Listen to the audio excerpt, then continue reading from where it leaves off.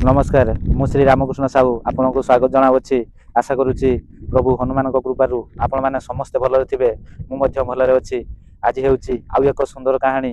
तेणु सेई कहानी रु मु मध्य किछि शिखिबि, आपण माने मध्य किछि शिखिबे। तेणु आ देरी न करी वर्तमान कहानी आरंभ करिबा।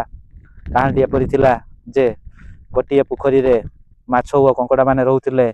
दिने कोनोसी कारणरू दुहींक भितरे झगड़ा लागिला।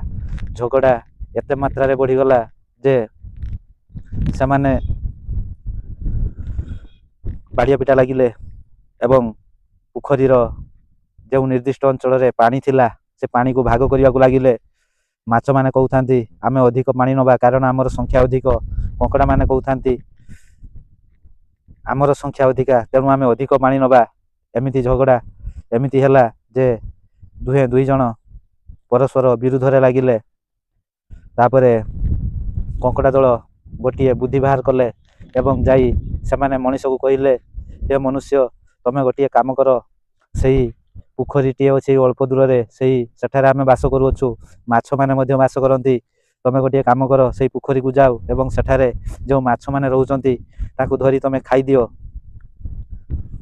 एक कथा कंकड़ा माने मनीष को कहले। मनीष माने आसी से पोखरी रु गोटे पर गोटे माछ धरिबा को लागिले एवं माछ को निजर भोजन कले।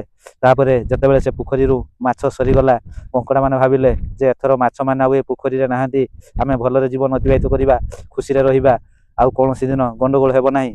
तापरे जो मनीष माने माछ धरी से पोखरी रु खाइथिले सेमाने चिंता कले से पोखरी रे त आउ माछ नाही, एबे आमे कोन खाइबा। तेणु तापर दिन सेमाने पुणी से पोखरी को गले एवं कंकड़ा गोटे गोटे करी धरिबा को लागिले। कंकड़ा मध्य धरिले, पोखरी रु सबुतक कंकड़ा खाइदेले। एतिकिरे कहानी सरीगला। कहानी हेउची बहुत मूल्यवान कहानी। कहानी हेउची कंकड़ा ओ माछर कहानी नुहे बा कंकड़ा माछ ओ मनुष्यर कहानी नुहे।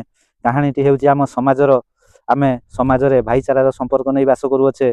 जदि कोनोसी कारण बशत आमे निजर पाख पड़िशा सहित गंडगोल करूचे ताहले तृतीय पक्ष निश्चय यार फायदा उठेइबो। एथिरे आदौ सन्देह नाही। जेहेतु आमे गोटे ग्राम रे बास करूचे, गोटे परिवार रे बास करूचे, गोटे समाज रे बास करूचे, गोटे गोष्ठी रे बास करूचे। तेणु निज निज भितर झगड़ा लागिबा आदौ उचित नुहे। जदि आमे झगड़ा लागिबा ताहले निश्चय आमे जहाकू निजर खबर बांटुथिबा अन्य अन्य पड़िशांक विरुद्ध रे जहा सब भल मंद गुण आउ जनक पाखरे कहिबा, से निश्चय आम दुई जनक भितरे दुई जनक उपरु फायदा उठेइबो। एथिरे आदौ सन्देह नाही। एहा परे जदि एही गपटीरू आउ कोन आपण माने शिखिचंती ताहले निश्चय कमेंट माध्यम रे जणाइबे। मु आपण मानकर कमेंट को अपेक्षा रे रहुची। जय बजरंग बाली।